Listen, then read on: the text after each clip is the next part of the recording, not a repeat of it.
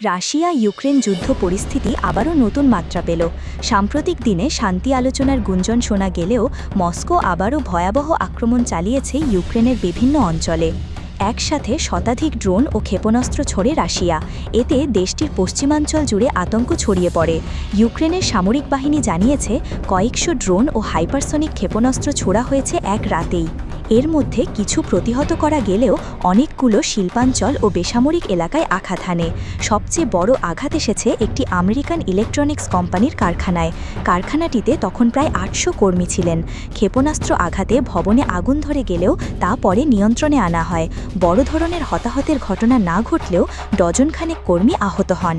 স্থানীয় সংবাদ মাধ্যম বলছে, হামলায় ডিনিপ্রোপেট্রোভস্ক, লোভিভ সহ একাধিক শহরে ক্ষয়ক্ষতি হয়েছে। ইউক্রেনীয় পররাষ্ট্রমন্ত্রী বলেছেন, এ ধরনের হামলা প্রমাণ করে দিচ্ছে তাদের আরও উন্নত আকাশ প্রতিরক্ষা ব্যবস্থা প্রয়োজন।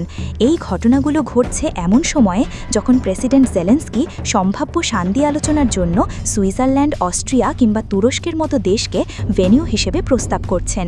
এরই মাঝে মার্কিন প্রেসিডেন্ট ডোনাল্ড ট্রাম্প আলাস্কায় রুশ প্রেসিডেন্ট ভ্লাদিমির পুতিনের সঙ্গে বৈঠক করেছেন।